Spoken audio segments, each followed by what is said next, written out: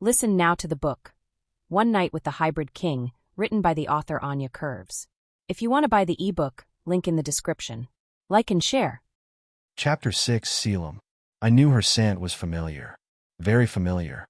My leak inside became so heightened that I thought I might transform right in the middle of the hall when the waitress appeared before us to serve us. Seraphina's jealousy seemed irrational. I know that our marriage has seemed more like a business partnership than one of affection and love. But I would never betray Seraphina. Even though we don't have children, something we both long for, the respect and admiration I have for my mate go beyond any differences we might have now. But here she was, the woman who gave me the last night of freedom. I would never forget the mark on her neck, so delicate and charming. As soon as she entered the hall, her scent rose above all the other aromas. And for a moment, I thought it was just nostalgia creeping up on me again. The longing for a simpler, happier time in my life, before a cold marriage and a kingdom on the brink of collapse due to the attacks from the wolf-spawn renegades. As she approached us, skillfully and impeccably with the tray, the young woman had aged and changed in these 5 years. The cheerful, mischievous, and playful face I knew from the bar table had taken on a serious and cold appearance, one I could barely associate with the woman from 5 years ago. But the scent, that never changes. The scent doesn't lie. Even when she was startled by Seraphina's unfounded accusation, her scent remained, above the hormones we release when we feel fear. The same now, with her on the floor at my feet, frightened by the collision our bodies had. Her heart beats as fast as a hummingbird's. I couldn't be sure it was her until I saw the mark on her neck. That beautiful, delicate crescent moon mark I kissed so many times that night until the sun came up. What is she doing here? After 5 years, what is she planning to do coming here? Was my magic that night not good enough for her to recognize me as a king? You had Ioana? I asked seriously, pushing aside my initial reaction to seeing her. If she's come here to blackmail me for us sleeping together 5 years ago, her plan won't last even for a second. I already have too many problems, and a woman I only slept with once before I married won't be a part of my list. I apologize, Your Majesty. I didn't mean to stain you, she responds, nervously stammering, pretending to misunderstand the step we took. I grip her arm tightly, forcing her to stand before me. Her frightened face becomes even more visible as I draw closer to her. The memory of that night comes to my mind like a raging wave. Her soft, full lips are slightly parted, inviting me to remember our first kiss. Who are you? What do you want, huh? Did you think you could come here and not be noticed by me? Your scent is unmistakable. Did you know that? The words leave my mouth laced with impatience, almost growled, as my hand tightens on the young woman's arm with a force bordering on brutality. I shake her arm, demanding that she answers me, that she explains why she's here in my domain. What the hell is she doing here? The waitress's body shakes like a sack of potatoes, unstable and fragile in my hands. She seems so small, so vulnerable before me, and realizing that only intensifies the frustration I feel. With her free hand, she desperately tries to maintain her balance, pressing it against my chest, her brown eyes wide with terror, reflecting the brutality of my actions. There's a gleam of fear in them that makes me hesitate for a brief moment, but the feeling is soon suppressed by the wave of distrust that consumes me. My name is Aria, Majesty. Aria, I'm just a waitress hired for the job. I apologize for the incident. I should have watched where I was going. Sorry. Her voice trembles, the words barely leaving her mouth, and there's a near sob threatening to escape from her throat. Each syllable seems like a struggle for her, as if speaking were a task too hard to bear in the face of my intimidating presence. Why did you come here, huh? What do you want? My voice gains a new layer of impatience, the tone sharper, as I tighten my grip on Aria's arm. I feel the muscles under my hand contract in response to the pain, and I see her face twist in anguish. Her expression, a mix of fear and suffering, only fuels my suspicions. She tries, almost instinctively, to pull my hand off her soft arm, but her attempt is weak, almost pathetic. I stare at her coldly, letting my fury drip like poison, even while a part of me tries to suppress the memories that keep rising. Years ago, I saw her, not as she is now, but in hazy dreams, visions of a woman who somehow connected with my soul. In those dreams, her presence was enigmatic, cloaked in mystery, and I never thought I would see her in the real world, let alone here, inside my palace. The idea that she dared to come here, to infiltrate my territory, what? Try something? The doubt hangs over me like a shadow. To work, Majesty. I apologize. Aria repeats the same answer, her voice trembling and laced with terror. Of course, she's terrified, and I can feel it in the rigidity of her body, in the way she tries not to shake too much in front of me. Her scent, once sweet and familiar, is now mixed with the unmistakable aroma of fear. It's almost suffocating, and at the same time intoxicating, as if her terror had a physical form that filled the air around us. The moment I decide to take her outside the palace, a loud bang erupts from the hall behind us, interrupting my movement. The sound is so powerful that I feel the ground tremble beneath my feet, as if the earth itself were revolting. A violent crash hits our backs, like a shockwave that spreads throughout the space, knocking us to the floor. The impact is brutal. I feel the air expelled from my lungs as I hit the ground with force, and for a moment, the world around me dissolves into a whirlwind of chaos and confusion. The sounds around me become distorted, a mix of screams, howls, and a muffled buzzing that fills my ears, as if I were submerged in water. The pain throbs in my head, a constant pounding that threatens to tear apart my focus, and all I can do is struggle to catch my breath. Beside me, Aria is also fallen, her body sprawled on the cold ground. I see her cough violently, the dust and smoke around us making it hard to breathe. She tries to get up, the expression on her face still marked by terror, her wide-open eyes looking around as if trying to understand what just happened. I try to rise, but the world still seems to sway, and my legs feel as if they were made of lead. The explosion, whatever caused it, has transformed the environment around us into a scene of destruction and chaos. The opulence of the hall, with its majestic columns and high ceilings, now seems distant, and the sound of the screams filling the air is a cacophony of terror and despair. However, amidst all the confusion, my attention is immediately pulled back to Aria. Who is she really? What does she want from me? Of all places, why is she here? Chapter 7. Aria. I am brutally thrown to the ground, the impact violent, as if the force of the world had been concentrated in that single moment of collision. The blow makes me lose my breath instantly, my lungs emptying in a forced sigh as my head hits the marble floor with a dry, dull sound. Intense pain explodes at the back of my skull, radiating into my spine like an electric current, and for a moment, everything around me becomes a blur, an indistinct confusion of colors and sounds mixed together. The pain in my arm, caused by King Caelum's unrelenting grip, is quickly overshadowed by a new, sharper pain that cuts through my back and chest.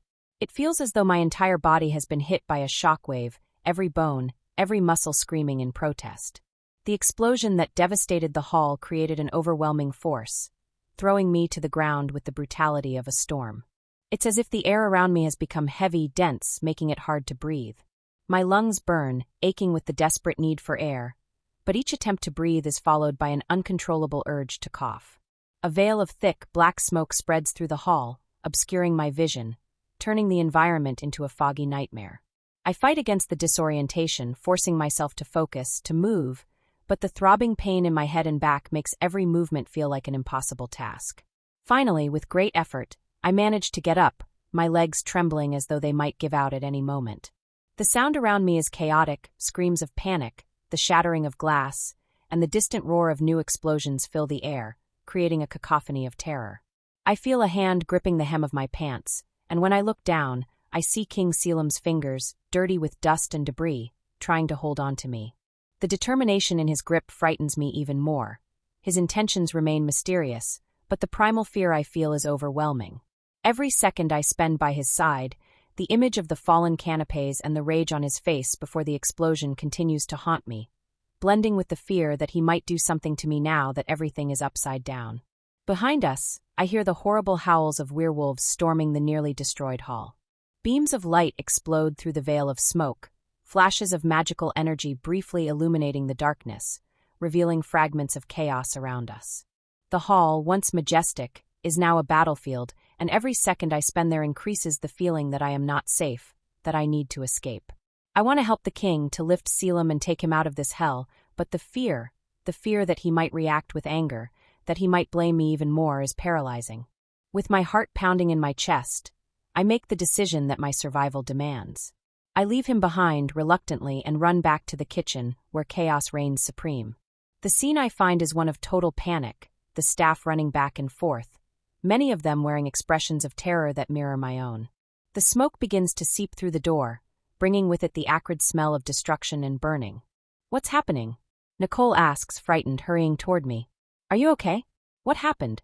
Before I can respond, a new blast echoes through the air, making the walls of the kitchen tremble.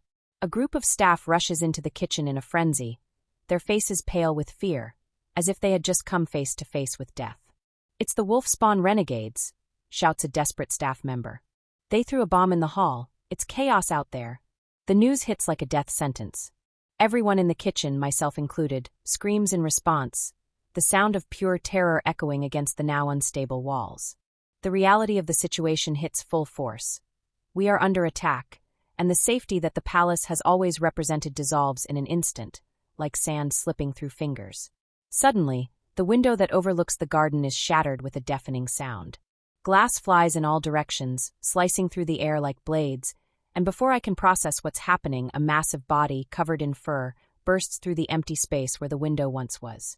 A wolf, fierce and imposing, lands in the middle of the kitchen, its eyes glowing with untamable savagery. The wolf moves forward without hesitation, its claws sharp as knife blades, and its jaws open in a terrifying growl. It lunges at one of the staff members, and the sound of the screams that fill the air is horrible, almost inhuman. The blood freezes in my veins as I watch the scene, unable to move, absolute terror paralyzing me in place. Nicole grabs my body, trembling with fear, her nails digging into my skin, desperately trying to find some kind of anchor in the storm of chaos around us. I pull away from her grasp, my survival instinct taking control. I grab her arm with force, trying to pull her out of the kitchen, but she's paralyzed, trapped by her own fear.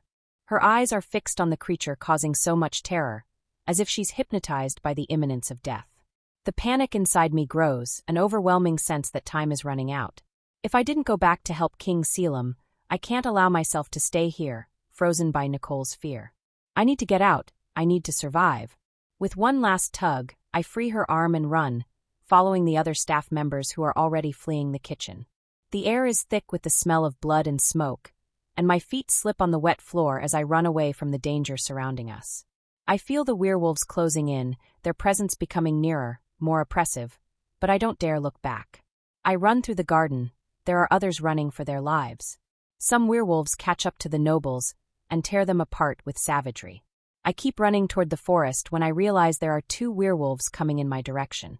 The desperation to survive leaves me no choice but to run, until out of nowhere, I don't know from where, a massive white wolf with red eyes appears. Its fangs are exposed in front of me, and it makes me freeze in place.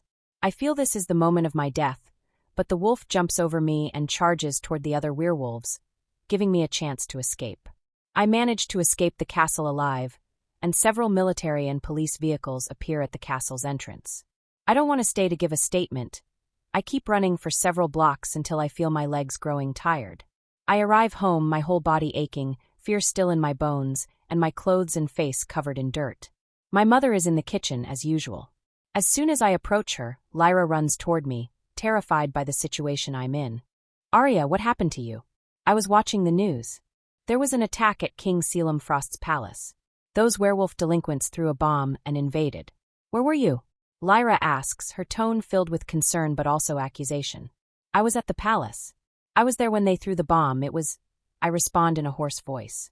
My throat feels rough, and I cough again. My mother leads me to a chair and goes to get me a glass of water. I sit down exhausted, feeling all the adrenaline I needed to escape that held drain from my body. "My daughter, the danger of things right now. You should have found a good man, someone who would provide security and financial stability for you. Look at your situation now, daughter. You almost died. What would have happened to your children?" "I can't work. Lyra complains, her voice filled with condemnation. I close my eyes, wanting to escape her accusatory words. Alexander would never have allowed you to work as a waitress. Certainly not, my mother declares with pride in her voice. Here, drink. I open my eyes and notice the full glass of water.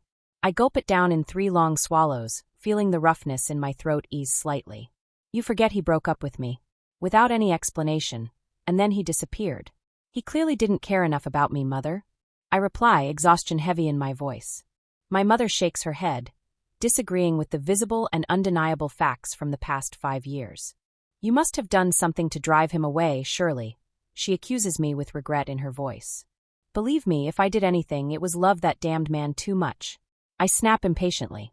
I'm going to take a shower, good night, Mother. As soon as I get out of the shower, completely clean and still aching all over, I go to my children's room, where they're already sleeping. I kiss Aloan on the cheek, then move to Thorn's bed, but as I sit down, my son wakes up, still very sleepy. Mommy, he whispers with sleepiness, followed by a yawn. Hi, my love. Go back to sleep. I just came to give you a good-night kiss, I say softly. You saw Daddy today, didn't you? He was very mean to you, wasn't he? Thorn comments sadly. I raise an eyebrow at my son, not understanding what he's saying. In the dim light of the nightstand lamp, I observe my son's gentle expression, and I feel a chill when I notice something in his eyes. Chapter 8, Aria. The concerned look in Thorn's eyes makes me remember the intrigued gaze of King Caelum. The similarity between the two isn't limited to just the expression in their eyes. Their hair is the same shade, a dark blonde. I myself tuck a long strand of my son's hair behind his ear. You only had a dream, my little angel. Go back to sleep, okay? I reassure him, gently stroking his silky hair. Okay, Mommy. But I'm so sorry that Daddy hurt your arm. In the dream, he was very angry. He scared me, Thorn comments with a yawn. He snuggles back into bed, and I adjust the blanket around him. It was just a dream, none of that will happen. I promise, I answer softly. But deep inside, I feel a restlessness at his words. I've always tried to believe that the twins were Alexander's. After all, what were the chances of me getting pregnant from the one time I slept with a stranger? Even if the chances were higher than 1%, the chances that my children are actually King Caelum's illegitimate heirs should be 0. I try to recall the features of the guy I slept with 5 years ago, and the only image that comes to my mind now is King Caelum. I leave my children's room, denying the possibility that it was with King Caelum that I had a night of pleasure. It's impossible that he's the Greek god from the bar. It's just impossible. I would have recognized him that night. I mumble quietly to myself as I drag myself, tired, to my room. My bed embraces me with its softness, and I feel my body completely relax. I'm pulled into my memories, into a troubled dream between a night of passion and desire 5 years ago, along with a night of terror and death that I witnessed today. My sleep is restless, and I barely manage to rest for the next day. Mommy, wake up, Mommy, wake up. Aloan shouts excitedly and jumps on the bed with joy, waking me quickly. My tiny, chubby 5-year-old daughter lines up above me, pressing against my still sore belly. I let out a groan of pain, and my daughter quickly climbs off me, startled. Mommy, are you okay? Is it hurting? Aloan asks worriedly. Her green eyes make me gasp at how much they resemble King Caelum's. Yes, I'm fine, my kitten. I just fell yesterday at work and got some little cuts, but Mommy will be fine, I explain in my still sleepy voice. Aloan sits on the bed beside me and stares at me. Her wavy brown hair is all messy, and her cheek is rosy from jumping on the bed with too much energy. Some traits of Aloan I always attributed to Alexander, hoping he was the father. But now, after the strange conversation with Thorn, my doubts about who their father is cause me confusion and fear. Can we have pancakes for breakfast today? Grandma said we can't because she doesn't want to make them, Aloan says with a sweet voice, but also filled with sadness at her grandmother's statement. I pull her close, hugging her gently and lovingly. Yes, yes, my kitten. Of course we can have pancakes today. Mommy will make them for you. Now go to your room and take off your pajamas. Mommy will be there soon, okay? Aloan eagerly nods her head and quickly jumps off the bed, running down the hallway to her room. I lie back down in bed, feeling the fatigue still taking over my body. He can't be the father. I'm just really traumatized by what happened yesterday, that's all. I mumble to myself as I get up. Breakfast time is always hectic in the house. My mother shouts at the children to get ready faster, while I prepare the meals. Subtly, my mother leaves some pain medications on the counter, and doesn't say anything else about today. On the radio, they're reporting the attack that occurred at the palace. While the children are in their room getting dressed, I pay attention to the information about the dead and injured. King Caelum Frost and Queen Seraphina Ravensheir Frost are both unharmed. The two have been relocated to a secret and safe location. The wolf-spawn renegades have been neutralized, and some have been captured. During the attack, the following message was written on the hall walls: "Out with the mixed bloods and witches. Long live the true lycan, the king," the announcer reports with a deep voice. My body shivers at the news. Caelum and Seraphina's lives have been relentlessly attacked over the past 2 years, and I can't help but feel pity for them. Even with the king being so brutal and insane. I turn off the radio as I hear the loud and shrill voices of Thorn and Aloan coming down the hallway, followed by my mother. Breakfast time becomes filled with laughter, confrontations, and chaos with the twins, but it's something I wouldn't trade for anything in this world. When I arrive at work, the atmosphere is thick with an almost tangible tension. The whispered conversations between the employees are soaked in a mixture of fear and disbelief, as if at any moment a new disaster could strike. The attack at the palace has become the only topic discussed by everyone, their low, tense voices forming a disturbing chorus. Nicole approaches me with slow, hesitant steps. The look in her eyes is pure suffering, as if she's carrying the weight of the world on her shoulders. Her eyelids are swollen, and her hands tremble slightly as she crosses them over her chest, trying to shield herself from the memory of the horror.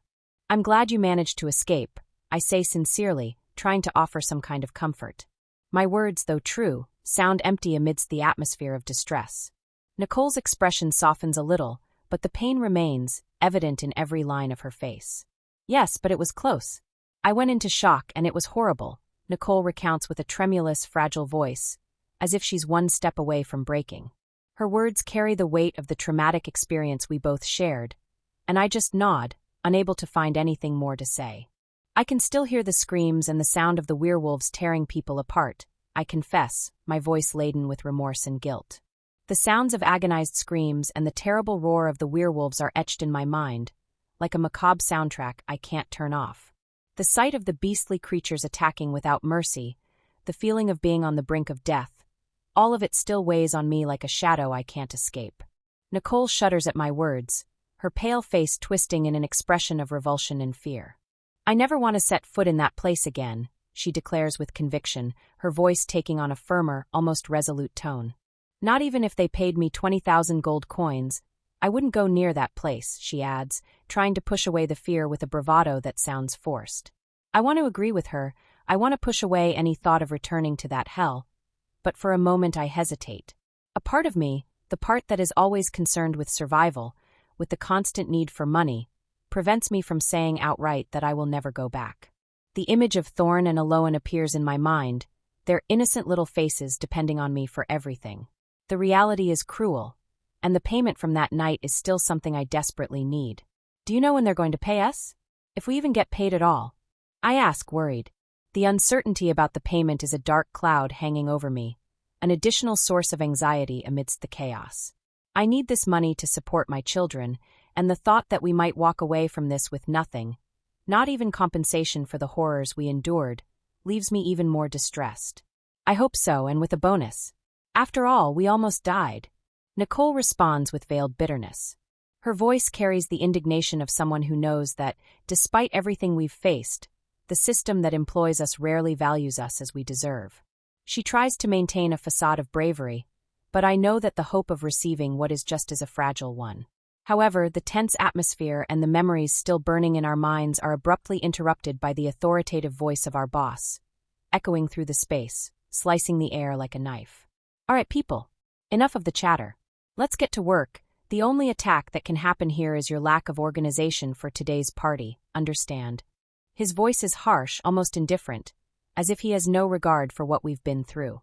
The tone of ignorance in his words is like a bucket of cold water, bringing us back to the harsh reality of work. "Aria, after your shift I need a minute with you. I need your help," he adds, his tone shifting to something more calculated, which sends a slight jolt of discomfort through me. I feel my stomach churn at the mention of a private conversation with him. The last thing I need is to deal with more problems after everything I've been through. "All right, sir," I reply, trying to keep my voice steady and controlled, despite the unease starting to spread within me. The words slip from my mouth almost reflexively, an instinct of obedience I've learned over the years to avoid further complications. The hours pass in a blur of repetitive and mechanical tasks, each minute dragging as if time itself is determined to stretch my anxiety. The hall and kitchen are finally cleaned, the smell of cleaning products mixing with the remnants of food and sweat, creating a suffocating atmosphere. All of my coworkers have already left, leaving me alone, waiting for the inevitable conversation with my boss. Finally, I hear the sound of heavy footsteps echoing in the corridor, and the nervousness tightens my stomach like a clenched fist. My boss appears at the entrance of the hall, his expression hardened and impassive. "Come to my office, Aria," he orders in a harsh voice, and I take a deep breath, obeying his command. The office is small and stuffy, the walls covered by a layer of yellowed smoke that betrays years of neglect.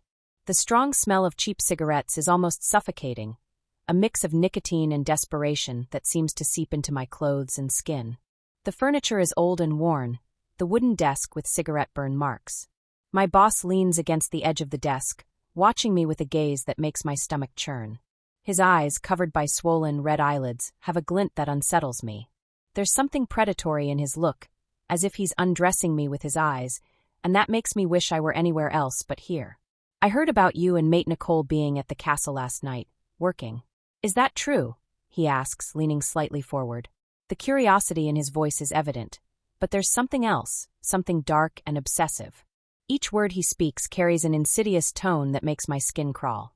"Yes, I needed some extra income to make ends meet," I reply, trying to keep my voice steady and controlled. Inside, I feel my heart beating uncontrollably, as if it wants to escape from my chest. "Oh, Aria, you should have told me," he murmurs, his voice tinged with false lament. He steps closer to me, his intentions becoming clearer as the distance between us decreases. He touches a lock of my hair with emotion that makes me shudder in disgust. His proximity, the smell of cigarettes mixed with his heavy breath, all make me want to vomit.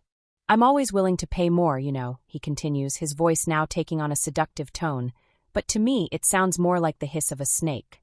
His face, reddened by alcohol and lecherous excitement, is so close that I can see the tiny blood vessels broken in his cheeks.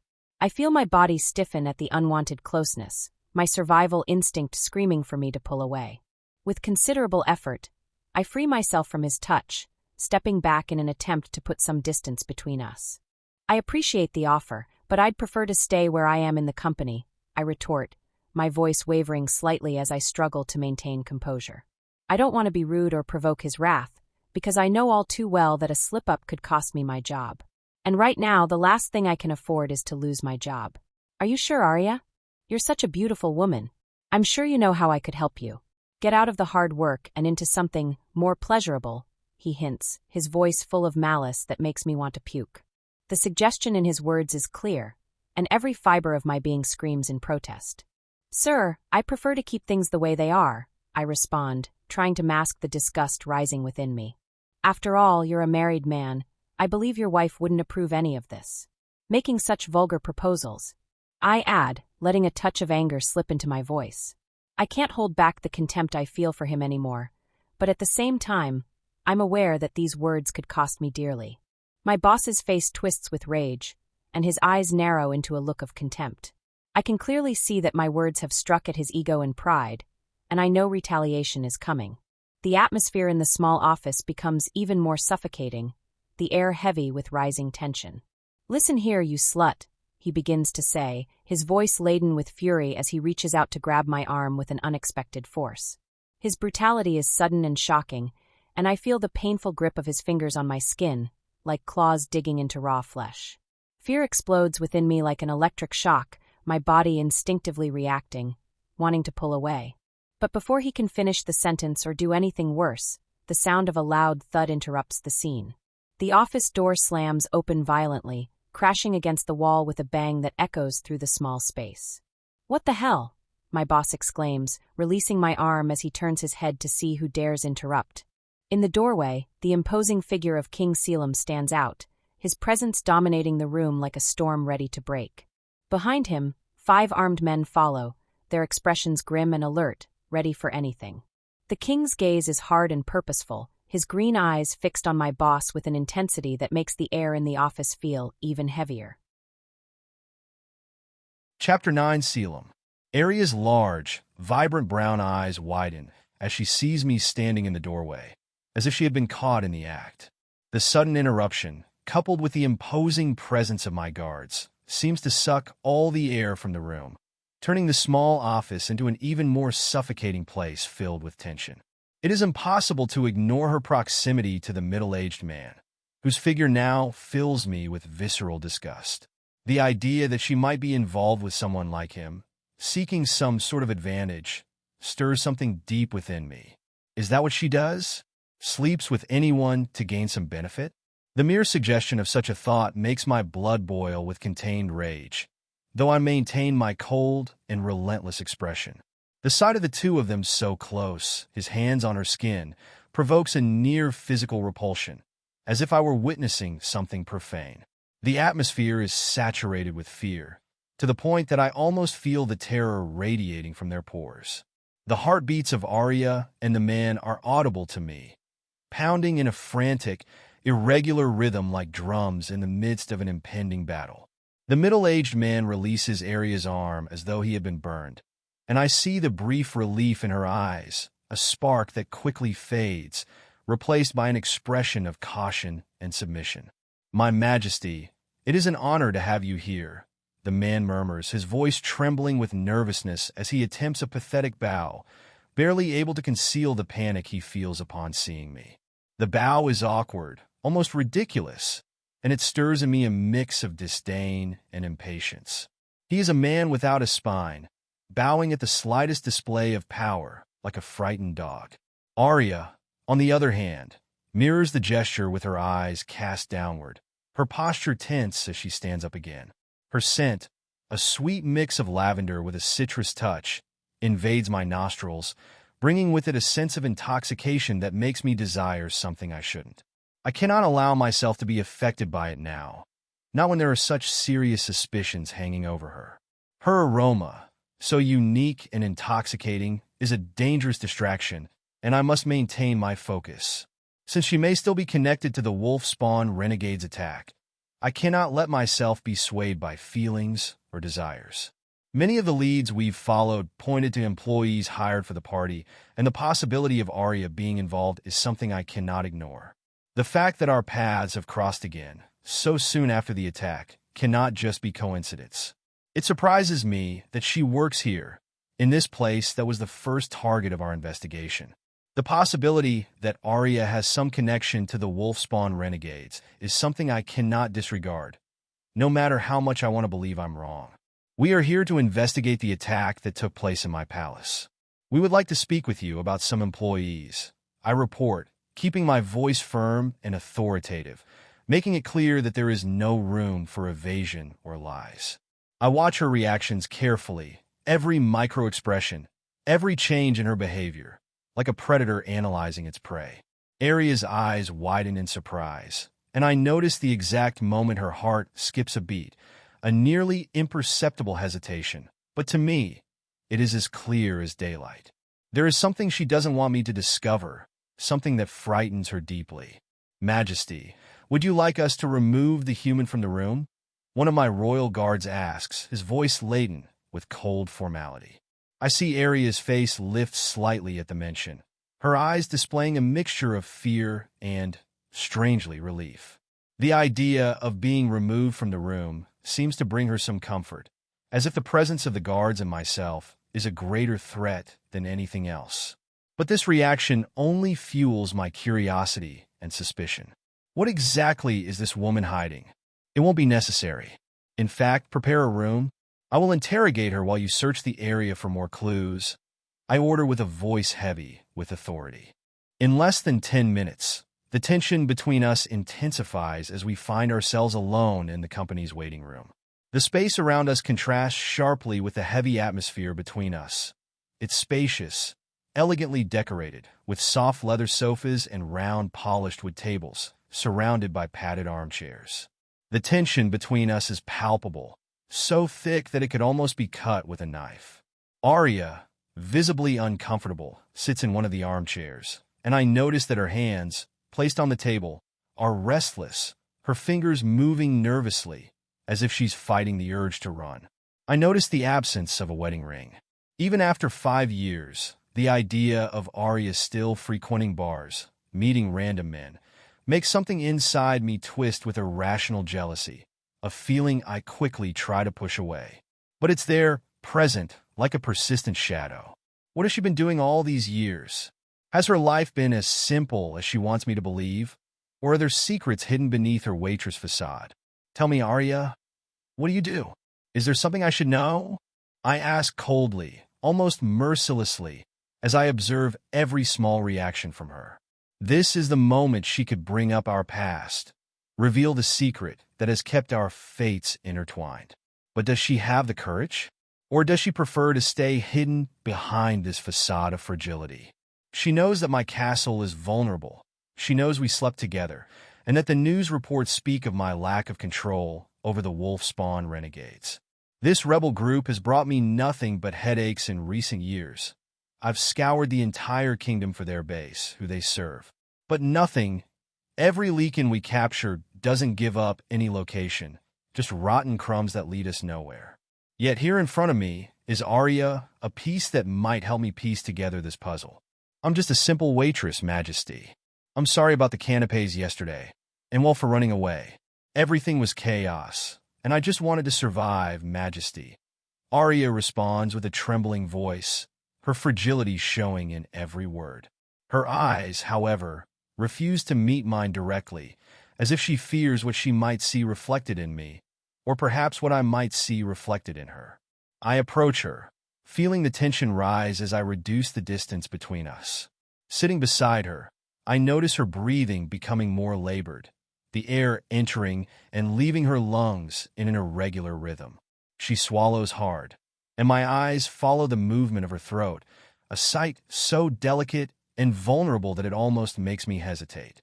The birthmark on her neck is partially hidden by the silky hair that cascades over her shoulders.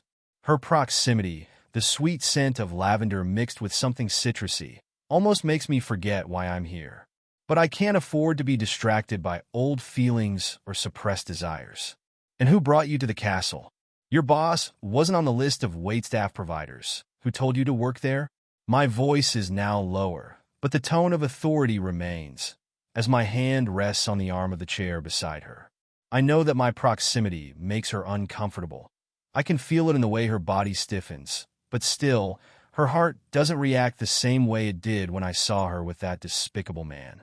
It was a recommendation, a favor, because I needed the money. She answers more softly, her voice now firmer, as if she's regaining some of her composure. A favor. I repeat the information with a provocative tone. Like the favor you were going to do in there with your boss? Sleeping with him for more money? Aria? A prostitute behind the curtains? My voice is venomous.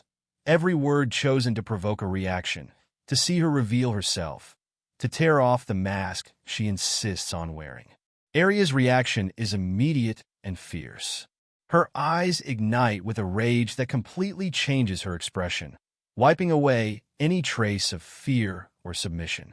She glares at me with a look that could burn even the hardest soul, and in a quick movement, she raises her hand to slap me. I anticipated this move, and with ease, I grab her wrist just inches from my face, pulling her closer to me, bringing our bodies even closer. The strength with which I hold her wrist surprises her, and for a moment, I see the anger in her eyes turn to shock. Chapter 10, Aria. This time, Caelum's touch against my skin is not brutal, but it still carries a firmness that makes me catch my breath. When he pulls me closer, I feel the heat of his body radiating, making the distance between us almost non-existent. His deep green eyes are locked on mine, piercing almost into my soul. I feel my heart race, almost wanting to leap out of my chest, pounding against my ribs like a war drum. The hazy memories of that night with the Greek god resurface in my mind, filling me with fear. Caelum cannot be the father of my children. With everything that has been happening, with the dangers the king faces from the wolf-spawn renegades, my children would be in constant danger, and that is a possibility I could never accept. Every fiber of my being screams to protect those I love, and the very idea of Caelum, with his power and complexities, getting close to them terrifies me. Besides that, there is the pride I cannot ignore. The insinuation that I would have slept with him for my own gain is such a deep insult that anger starts to bubble up inside me, replacing the fear.